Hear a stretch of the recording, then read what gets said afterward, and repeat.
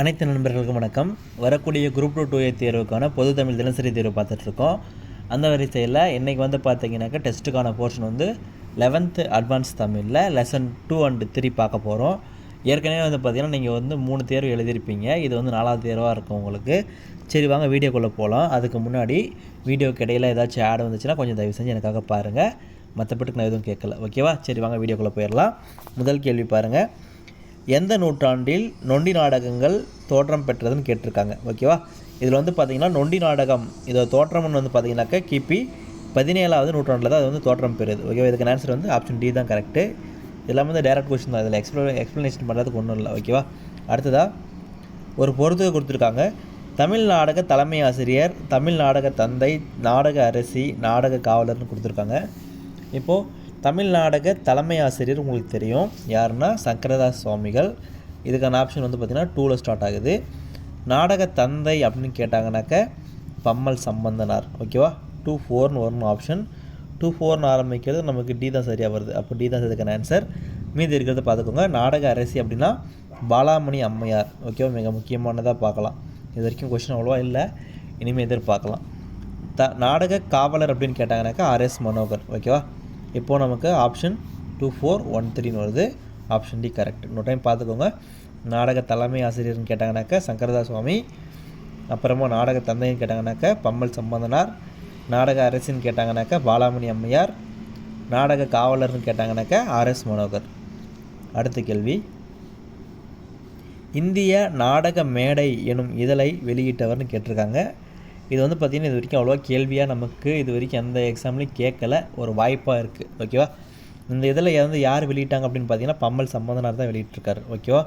இந்திய நாடக மேடை அப்படின்ற ஒரு இதில் வந்து வெளியிட்டது யாருன்னா பம்மல் சம்பந்தனார். அடுத்த கேள்வி. பம்மல் சம்பந்தனார் எழுதிய நாடகங்களின் எண்ணிக்கை கேட்குறாங்க. அவர் வந்து பார்த்திங்கன்னா மொத்தமாக 94 நாடகங்கள் வந்து எழுதியிருக்கார், ஓகேவா? பம்மல் சம்பந்தனார் வந்து மொத்தமாக 94 நாடகங்கள் எழுதியிருக்காரு. அடுத்த கேள்வி. முதலாக முழுவதும் பெண்களே பங்கேற்ற நாடகக்குழு. இது வந்து பார்த்திங்கன்னா பாலாமணி அம்மையார் வந்து அவங்களோட பேர்லேயே வந்து ஆரம்பிச்சிருப்பாங்க. இதுக்கான ஆன்சர் வந்து பார்த்திங்கன்னா பாலாமணி அம்மாள் நாடகக்குழு, ஓகேவா? இந்த நாடகக்குழு வந்து பார்த்திங்கன்னா மொத்தமாக பெண்களே வந்து எல்லாருமே ஃபுல்லாகவே வந்து பெண்கள் தான் பங்கேற்கிறாங்க. இன்னொன்று வந்து பார்த்திங்கன்னா இந்த பெட்டர் மார்க்ஸ் லைட்டு அதை வந்து பார்த்திங்கன்னா முதல்ல இன்ட்ரடியூஸ் பண்ணது யாருன்னா இவங்க தான், ஓகேவா? பாலாமணி அம்மையார் தான் வந்து இன்ட்ரடியூஸ் பண்ணியிருப்பாங்க அந்த நாடக மேடையில் பெட்டர் மார்க்ஸ் லைட் யூஸ் பண்ணுற அந்த ஒரு மெத்தட், ஓகேவா? அடுத்த கேள்வி. எனது நாடக வாழ்க்கை எனும் நூலில் பாலாமணி அம்மையார் குறித்து எழுதியவர்னு கேட்டிருக்காங்க. இது வந்து பார்த்திங்கன்னா இது பாலாமணி அம்மையாரை பற்றின ஒரு சின்னதாக ஒரு குறிப்பு மட்டும்தான், ஓகேவா? நூல் யாரோடதுன்னு கேட்குறாங்க. எனது நாடக வாழ்க்கை அப்படின்ற நூல் யாரோடதுன்னு கேட்குறாங்க, ஓகேவா? கொஷின் அண்டர்ஸ்டாண்ட் பண்ணுங்கள். எனது நாடக வாழ்க்கை அப்படின்ற நூல் வந்து யாரோடதுன்னு பார்த்தீங்கன்னாக்கா அவை சண்முகம், ஓகேவா? இதுக்கான ஆப்ஷன் வந்து சி தான், ஓகேவா? இவர் தான் வந்து பார்த்திங்கன்னா எனது நாடக வாழ்க்கை அப்படின்னு நூல் எழுதுகிறாரு. அந்த நூலில் பாலாமணி அம்மையார் பற்றின சின்னதாக ஒரு குறிப்பு, ஓகேவா? என்ன சொல்லியிருப்பாங்க அப்படின்னா அந்த காலத்தில் வந்து நாங்கள் நாடகம் பார்க்க போவோம், அதுக்கு இப்போ வந்து பார்த்திங்கன்னா பாலாமணி அம்மையார் தான் வந்து ஃபேமஸாக இருக்காங்க. அவங்க நாடகம் பார்க்க வரத்துக்காகவே வந்து ஆங்கிலேயர்கள் வந்து ஸ்பெஷலாக வந்து ஒரு ட்ரெயின் வந்து ஆரம்பிச்சிருப்பாங்க அவங்களோட பேரில். அதாவது பாலாமணி ஸ்பெஷல் அப்படின்னு சொல்லிட்டு ஒரு ரயில் வந்து அதாவது ட்ரெயின் வந்து ஆரம்பிச்சிருப்பாங்க அப்படின்னு சொல்லி போட்டிருப்பாங்க, ஓகேவா? அவங்க இது நாடகத்தை பார்க்குறதுக்கு மட்டும் அது சொல்லியிருப்பார் அந்த நூலில், அதை தான் சொல்லியிருப்பாங்க, புக்லேயே தான் இருக்கும். நமக்கு அது தேவையில்லை. நமக்கு தேவையானது என்னென்னாக்கா எனது நாடக வாழ்க்கை அப்படின்ற நூல் வந்து யாரோடது, இவ்வளோ தான் நமக்கான தேவையான கொஷின், ஓகேவா? அதுக்கான ஆன்சர் வந்து அவை சண்முகம், ஓகேவா? அடுத்த கேள்வி. தமிழ் நாடக அமைப்பிலும் நடிப்பு முறையிலும் மாற்றங்களை ஏற்படுத்தியதன் மூலம் தமிழ் நாடகத்தை மேநாட்டு நாடகங்களுக்கு நிகராக மாற்றியவர். ரொம்ப முக்கியமானது, ஓகேவா? இங்கே வந்து பார்த்திங்கன்னா உள்ளே இருக்கக்கூடிய அந்த மெத்தடில் கொஞ்சம் கொஞ்சமாக இம்ப்ரூவ்மெண்ட் பண்ணிவிட்டு இதை வந்து நமக்கு மேல்நாட்டோட நாடக அதுக்கு ஈக்குவலாக வந்து கொண்டு வந்திருக்காரு. யார் கொண்டு வந்தாங்க அப்படின்னு கேட்குறாங்க, ஓகேவா? இதுக்கான ஆன்சர் வந்து பார்த்திங்கன்னா யாருன்னா பம்மல் சம்பந்தனார். ஆப்ஷன் சி தான் கரெக்டு, ஓகேவா? அடுத்த கேள்வி. தமிழ்நாட்டில் நிறுவப்பட்ட முதல் பயில்முறை நாடக குழுன்னு வந்திருக்கணும், இங்கே பையல்னு கொடுத்துருக்குறோன்னா கொஞ்சம் சரி, ஓகே, அதை பார்த்துக்கலாம். இதுக்கான ஆன்சர் வந்து பார்த்திங்கனாக்கா யாருன்னா ஓகே, இதில் வந்து நிறுவனதை யாருன்னு கேட்கல, என்ன குழு அப்படின்னு சொல்லி கேட்குறாங்க, கரெக்டாக? முதல் நாடக குழு. இதுக்கான ஆன்சர் வந்து பார்த்திங்கனாக்கா சுகுண விலாச சபை, இதுதான் வந்து நான் ரெண்டாவது தேர்வுன்னு நினைக்கிறேன். அதில் வந்து பார்த்திங்கன்னா சங்கரதாஸ் சுவாமிகள்னு சொல்லிட்டேன், அது கொஞ்சம் தவறாக இருக்குது, இது நோட் பண்ணிக்கோங்க. சுகுண விலாச சபை அப்படின்றத வந்து யாரோடதுன்னு பார்த்தீங்கன்னா பம்மல் சம்பந்தனார் தான் ஏற்படுத்தியிருக்கார். ஓகேவா, பம்மல் சம்பந்தனார் அவர் ஏற்படுத்தினது தான் வந்து பார்த்திங்கன்னா சுகுண விலாச சபை. இதுதான் வந்து பார்த்திங்கன்னா தமிழ்நாடு நிறுவப்பட்ட முதல் பயில்முறை நாடக குழு. ஓகேவா. அடுத்த கேள்வி, வரலாற்றின் மிக சிறந்த உரையான எனக்கு ஒரு கனவு உள்ளது என்பதை வழங்கியவர்னு கொடுத்துருக்காங்க. இந்த உரை வந்து யார் கொடுத்தாங்க, யார் அந்த ஸ்பீச் கொடுத்தது அப்படின்னு கேட்குறாங்க. ஓகேவா, இதை நம்ம குரூப் 4 இப்போ கேட்டிருந்தாங்க, 2024 ஜிஎஸ் பார்ட்டில் கேட்டிருந்தாங்க. ஆனால் இது இருக்கக்கூடிய எங்கே இருக்குன்னா நமக்கு 11th அட்வான்ஸ் தமிழ் புக்கில் இருக்குது. ஓகேவா, அப்போ கொஷின் வந்து நமக்கு புத்தகத்துலேருந்து கேட்குறாங்கன்றது கரெக்டு, ஆனால் 10th ஸ்டாண்டர்ட்னு சொல்லிவிட்டு கொஞ்சம் அதிகமாக தான் போகிறாங்க, நம்ம ஒன்றும் பண்ண முடியாது. ஓகேவா, நம்ம வந்து கொஞ்சம் இப்போ நமக்கு சொல்கிறாங்க நாங்கள் எங்கேருந்து வேணால் கொஷின் கேட்போம், நீங்கள் எப்படி வேணால் படிச்சுக்கோங்க அப்படின்ற மாதிரி சொல்கிறாங்க. நம்ம ஒன்றும் பண்ணுறதுக்கு இல்லை, நம்மளும் அதுக்கு தகுந்த மாதிரி மாறி தான் ஆகணும்.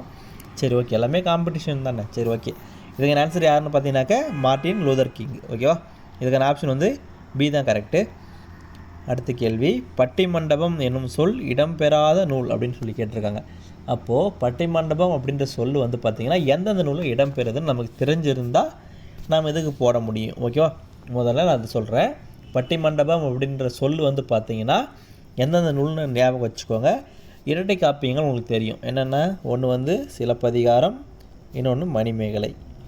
இந்த 2 இரட்டை காப்பியத்திலுமே வந்து பார்த்திங்கன்னா பட்டிமண்டபம் அப்படின்ற ஒரு சொல் வந்து இடம்பெறுது. ஓகேவா, சரி ஓகே, இதை அப்படியே மேலே தள்ளிடுங்க.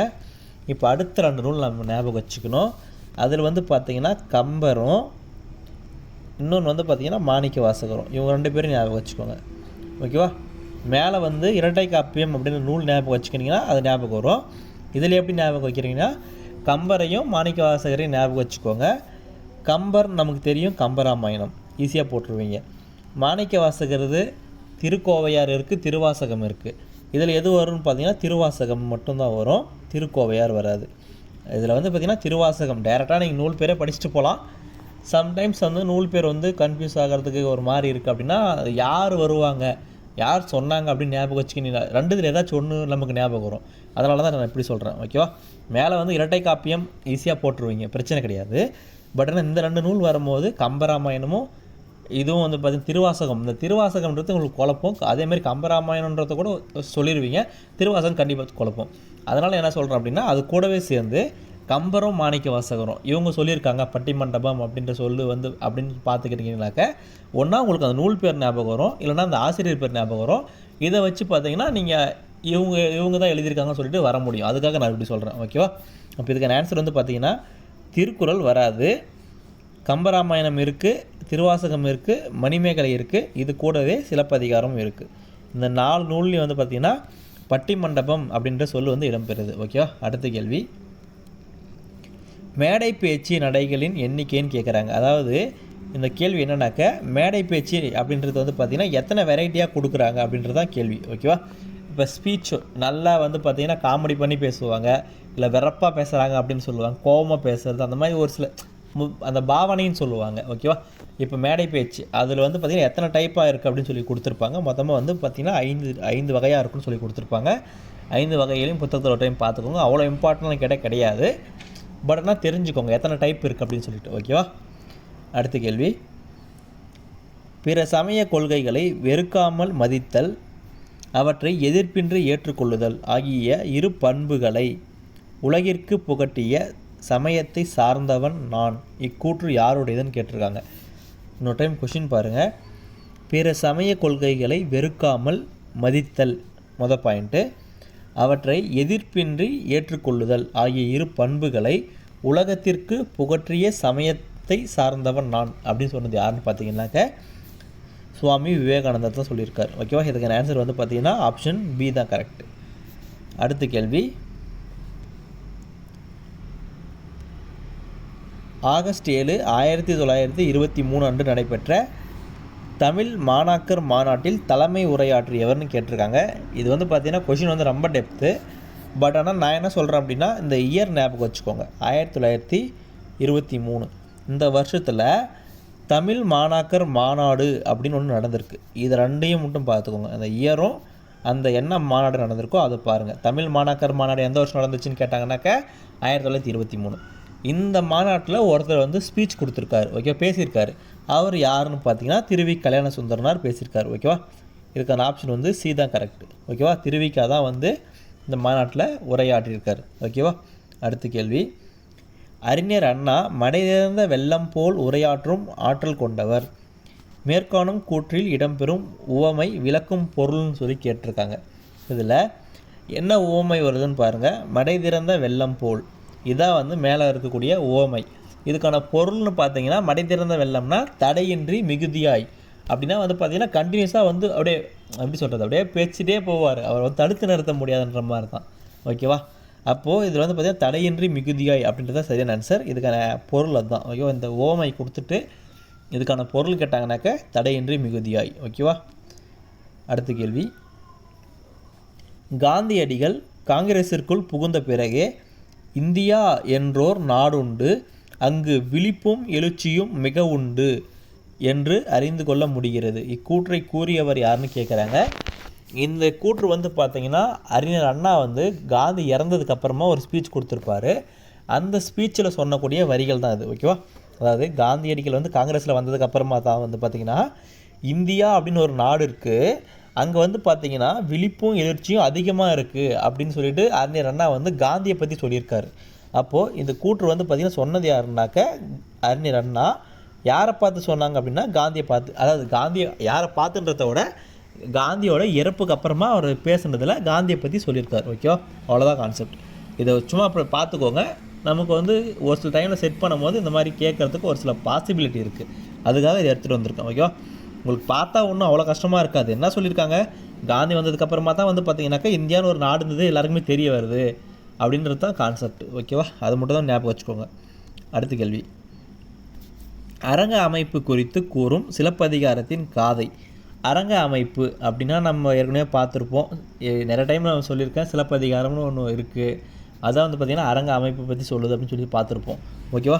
அதில் சிலப்பதிகாரம்னா அதோட உட்பிரிவு என்ன சொல்லுவோம் நம்ம, அதில் வந்து பார்த்திங்கன்னா 3 காண்டமும் 30 காதைகள் சொல்லியிருப்போம். இதில் வந்து பார்த்திங்கன்னா காதை, அதாவது எந்த காதை வந்து அந்த அரங்க அமைப்பை பற்றி சொல்லுது அப்படின்னு சொல்லி கேட்குறாங்க.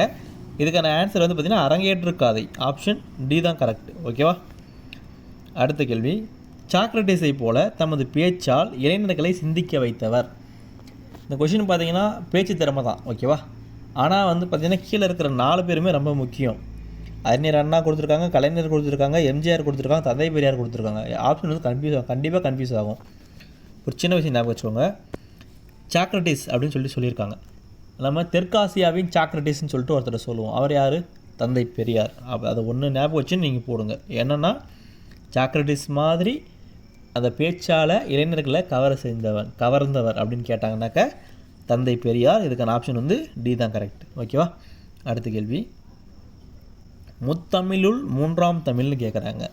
முத்தமிழில் என்னென்னு தெரியும்னாக்கா நமக்கு இயல், இசை, நாடகம், இது 3மே வந்து பார்த்திங்கன்னா நமக்கு முத்தமிழ்னு சொல்லுவோம். அதில் 3ஆவதாக வரக்கூடியது வந்து பார்த்திங்கன்னா நாடகம். நாடகத்தமிழ் தான் 3ஆவது தமிழ். அப்போ இதுக்கான ஆப்ஷன் வந்து பார்த்திங்கன்னா ஆப்ஷன் சி தான் கரெக்டு. அடுத்த கேள்வி, தமிழ் தென்றலாக அறியப்படும் கவிஞர். நம்ம யாரை தமிழ் தென்றல் சொல்கிறோம்னாக்க திருவி கல்யாண சுந்தரனார். இது எல்லாருக்குமே தெரிஞ்சிருக்கும், ஆப்ஷன் சி தான் கரெக்டு. அடுத்த கேள்வி, விவேகானந்தர் உரையாற்றிய உலக சமய மாநாடு நடைபெற்ற ஆண்டுன்னு கேட்டிருக்காங்க. இதுக்கான ஆன்சர் வந்து பார்த்தீங்கன்னாக்கா 1893, ஆப்ஷன் பி தான் கரெக்டு. டேட் வந்து பார்த்திங்கன்னா செப்டம்பர் 11. இது வந்து பார்த்திங்கன்னா விவேகானந்தர் உரை நிகழ்த்தினது. அதுவே செப்டம்பர் 14 இது என்னன்னாக்க 4வது உலக தமிழாராய்ச்சி. நமக்கு மதுரையில் இது பண்ணி 4வது உலக தமிழாராய்ச்சி கிடையாது, உலக தமிழ் சங்கம். நமக்கு 4வது உலக தமிழ் சங்கம் வந்து மதுரையில் சேதுபதி பள்ளியில் நிறுவியிருப்பாங்க இல்லைங்களா, அது வந்து ஓகே செப்டம்பர் 14. இதுவே செப்டம்பர் 15ன்னு கேட்டாங்கனாக்கா அறிஞர் அண்ணாவோட பிறந்தநாள், ஓகேவா. செப்டம்பர் 15 அண்ணாவோட பிறந்தநாள். செப்டம்பர் 16ன்றது ஓசோன் தினம், ஓகேவா. செப்டம்பர் 16 ஓசோன் தினம். அப்புறமா வந்து பார்த்திங்கன்னா ஒரு நிமிஷம் ஓசோன் தினம் சொல்லுவாங்க. அடுத்து வந்து பார்த்திங்கனாக்கா நமக்கு கட்டபொம்மனை வந்து தூக்கிலிட்டாங்க இல்லைங்களா, சரி அது அக்டோபர் 16 இல்லை, செப்டம்பர் வராது, நம்ம செப்டம்பரில் தான் பார்த்துட்ருக்கோம். இதில் வந்து பார்த்திங்கன்னா ஓசோன் தினம். அடுத்து வந்து பார்த்திங்கன்னா செப்டம்பர் 17, ஓகேவா. செப்டம்பர் 17 வந்து பெரியாரோட பிறந்த தினம், ஓகேவா. இது எல்லாமே கொஞ்சம் அப்படி கம்பைண்டாக வச்சுக்கோங்க, ஓகேவா. எப்பயுமே இந்த டேட்டா மட்டும் கம்பைன் பண்ணிக்கோங்க, எல்லாமே வந்து ஒரு இம்பார்ட்டன்ட் கூட, ஓகேவா. செப்டம்பர் 11ன்னு கேட்டாங்கன்னாக்க விவேகானந்தர் வந்து இந்த சமய சொற்பொழிவு ஆட்டியிருப்பாருங்களா, அந்த டேட்டு. செப்டம்பர் 14ன்றது வந்து பார்த்திங்கன்னா 4வது உலக தமிழ் சங்கம் வந்து மதுரையில் சேதுபதி பள்ளியில் நிறுவியிருப்பாங்க, ஓகேவா. அதாவது 1901, ஓகேவா. இது வந்து பார்த்திங்கன்னா 1901 நிறுவியிருப்பாங்க. அடுத்து வந்து பார்த்திங்கன்னா செப்டம்பர் 15 அறிஞர் அண்ணாவோட பிறந்த நாள். செப்டம்பர் 16ன்றது வந்து பார்த்திங்கன்னா ஓசோன் தினமாக கொண்டாடுறாங்க. செப்டம்பர் 17 வந்து பார்த்திங்கன்னா பெரியாரோட பிறந்தநாள், ஓகேவா. ரெண்டு ஞாபகம் வச்சுக்கோங்க. ரெண்டு பேருக்கு இடையில் ஒரு பிளவு இருக்குது, அதுதான் வந்து ஓசோன் ஓட்டை அப்படின்னு ஞாபகம் வச்சுக்கோங்க. சிம்பிளாக முடிஞ்சிடும், ஓகேவா. இதுக்கான ஆன்சர் வந்து ஆப்ஷன் நமக்கு பி தான் கரெக்டு. அதாவது விவேகானந்தர் வந்து உலக சமய சொற்பொழிவு வந்து எங்கே நிகழ்த்தினார்னு அது வந்து ரொம்ப முக்கியம். அதாவது அது சொல்ல மறந்துட்டேன் பாருங்கள். அமெரிக்காவில் சிகாகோ அப்படின்ற இடத்துல வந்து உரை நிகழ்த்தியிருப்பார். சிகாகோ, ஓகேவா. அமெரிக்காவில் சிகாகோ அப்படின்ற இடத்துல தான் வந்து பார்த்திங்கன்னா உலக சமய சொற்பொழிவு வந்து விவேகானந்தர் கொடுத்துருப்பார். அடுத்த கேள்வி, ரப்பர் பந்து எனும் குறுங்கதையின் ஆசிரியர்னு கேட்குறாங்க. இதுக்கான ஆன்சர் வந்து பார்த்தீங்கன்னாக்கா எஸ் ராமகிருஷ்ணன், ஓகேவா. ரப்பர் பந்து அப்படின்ற குறுங்கதையோட ஆசிரியர் யாருன்னு கேட்டாங்கன்னாக்கா எஸ் ராமகிருஷ்ணன். அடுத்த கேள்வி, முதலில் இரவு வரும், ஒரு நிமிஷம், இதில்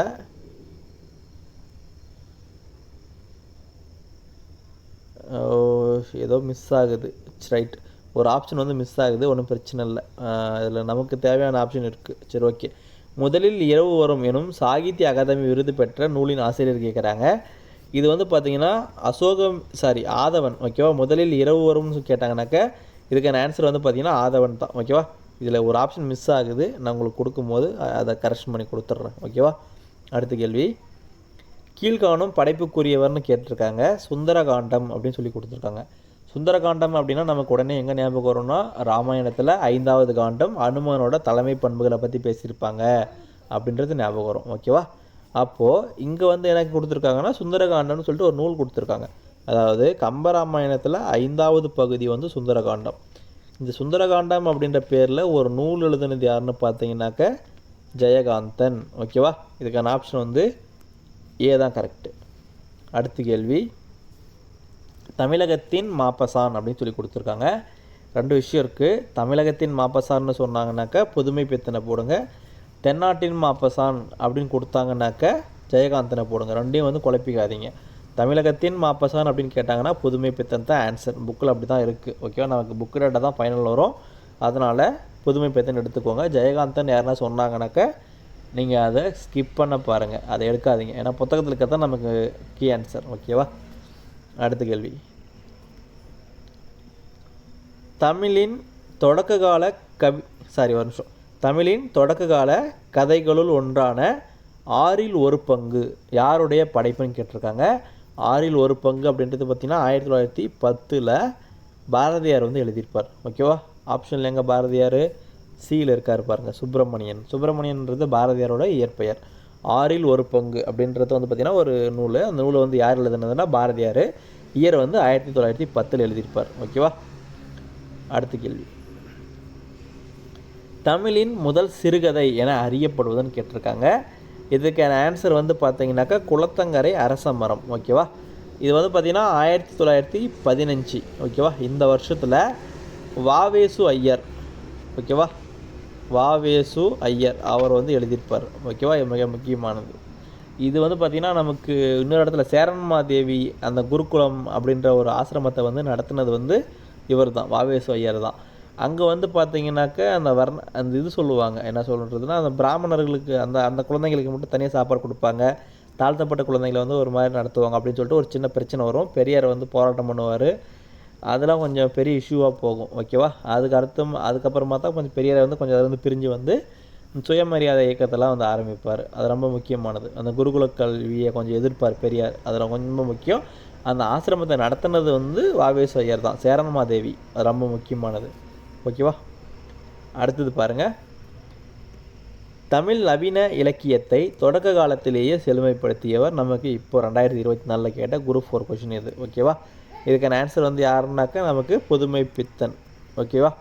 அதாவது புது கவிதையோட இரட்டையர்கள்னு சொல்லுவாங்க.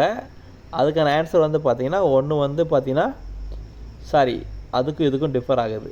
அது வந்து பார்த்திங்கன்னா அதுக்கு யார் வருவாங்கனாக்க பிச்சமூர்த்தியும் கூப்பா ராசகோபால் அவங்க 2 பேரும் வந்து பார்த்திங்கன்னா புது கவிதையோட இரட்டையர்கள்னு சொல்லுவாங்க.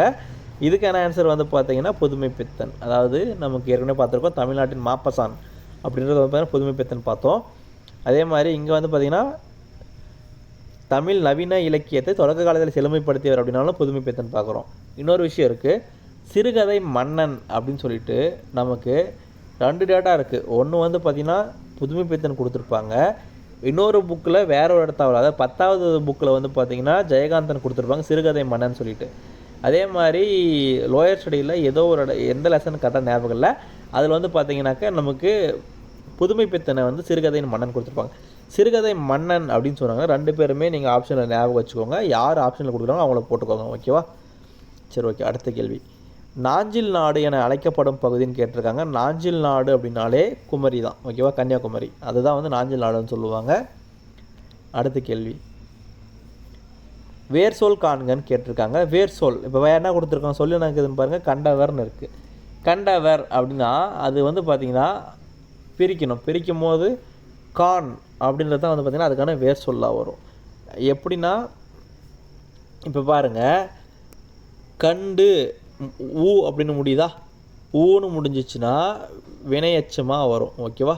வினையச்சம். சரி, ஒரு நிமிஷம், வினையச்சம். ஓகேவா? அதுவே வந்து காணுதல் அல் அப்படின்னு முடிஞ்சிச்சுன்னா தொழிற்பெயர்னு உங்களுக்கு தெரியும்.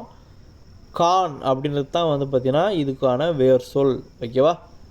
கண்ட ஆ அப்படின்னு சவுண்டு வரும். ஆன்னு வந்துச்சுன்னா அது வந்து பெயரெச்சம்.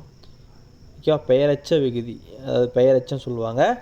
இதுக்கப்புறமா இப்போ கண்ட அப்படின்னா இப்போ எப்படி சொல்கிறதுனா, இப்போ கண்டு அப்படின்னு வந்திருக்கா, அதுக்கப்புறமா வந்து பார்த்திங்கன்னா சென்றான் அப்படின்னு ஒரு வினையை வைக்கலாம்.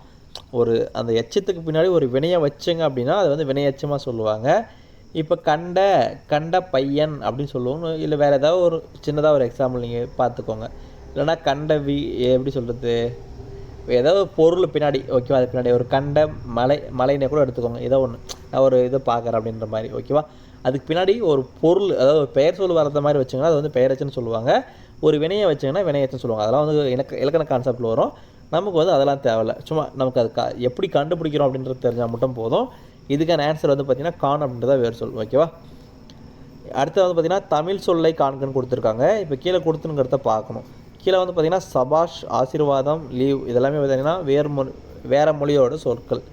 இதில் பருதி அப்படின்றது மட்டும்தான் தமிழ் சொல். ஓகேவா? பருதி அப்படின்னா சூரியனை குறிக்கும். ஓகேவா? உங்களுக்கான கேள்வி என்னன்னாக்க, சூரியனுக்கு என்னென்ன பேர்கள், வேறு பேர்கள் இருக்குது இல்லைங்களா, அது என்னென்ன இருக்குது அப்படின்னு சொல்லிட்டு கமெண்ட்டில் மறக்காமல் போடுங்க. ஓகேவா? ஓரளவுக்கு நான் கொடுத்துங்கிற எல்லா கேள்வியும் வந்து ரொம்ப முக்கியமானது தான். புக்கில் அங்கங்கே டேட்டா இருக்கும், கொஞ்சம் கேதர் பண்ணியிருக்கேன். ஓகேவா? முடிஞ்ச அளவுக்கு கொடுத்துருக்குறேன். இதில் ஏதாச்சும் ஒன்றும் இம்ப்ரூவ் பண்ணாலும் நீங்கள் கமெண்ட்டில் தெரிவிங்க, அடுத்த டெஸ்ட்டில் பார்க்கலாம். ஏன்னா முடிஞ்ச அளவுக்கு கொடுக்குறேன். அதே மாதிரி நம்ம புதுசாக இன்னொரு சீரியஸ் ஒன்று சொல்லியிருக்கிறேன். என்னன்னாக்க, இப்போ வந்து பார்த்திங்கன்னா 11th 12th அப்படியே ரிவர்ஸில் வரும். அதே மாதிரி 6th அப்படியே கொஞ்சம் முன்னாடி அப்படியே மேலே. ஓகேவா?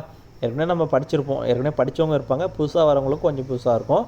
ஏற்கனவே படித்தவங்களுக்கு நான் என்ன சொல்கிறேன்னாக்கா, இப்போ நம்ம ரிவர்ஸில் வரும். அதே மாதிரி ஃப்ரண்ட்லேருந்து 6th 7th அப்படியே கொஞ்சம் கொஞ்சமாக நான் 20 கேள்வி எடுத்துகிட்டு வரேன், இடையில கொடுக்குறேன், வீடியோ கொடுக்குறேன். முடிஞ்ச அளவுக்கு வீடியோ மட்டும் வாட்ச் பண்ணுங்கள். நீங்கள் படிங்க. நார்மலாக அந்த வீடியோ வந்து ரிவிஷனுக்காக யூஸ் பண்ணிக்கோங்க. நான் என்ன பெஸ்ட்டாக ஒரே ஒரு விஷயம் என்னன்னாக்கா, பழைய கொஷின் பேப்பர் இருக்கும் நம்மக்கிட்ட, இல்லைனாக்கா வெப்சைட்டில் டேரெக்டாக டிஎன்பிஎஸ்சி வெப்சைட்டில் போனாலும் கிடைக்கும். எல்லாமே டவுன்லோட் பண்ணிக்கோங்க.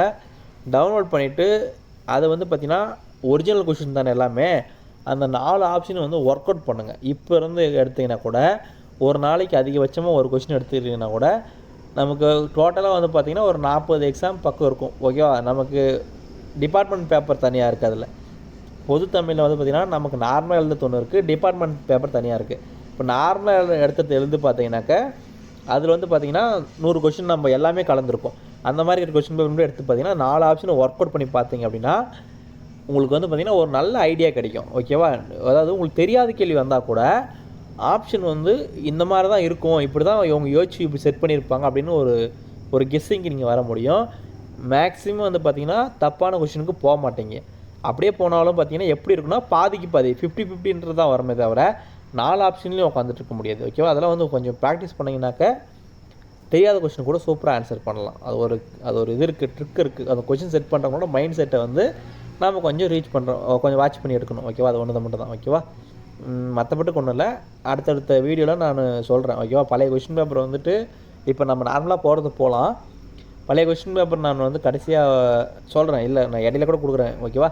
எப்படின்னா அந்த 4 ஆப்ஷனை வந்து எப்படி பார்க்கணும் அப்படின்னு சொல்லிட்டு தனியாக இதுக்கப்புறமா வந்து பார்த்திங்கன்னா முடிஞ்சால் ஒரே சிங்கிள் ஷாட்டில் ஒரு வீடியோ கொடுக்குறேன்.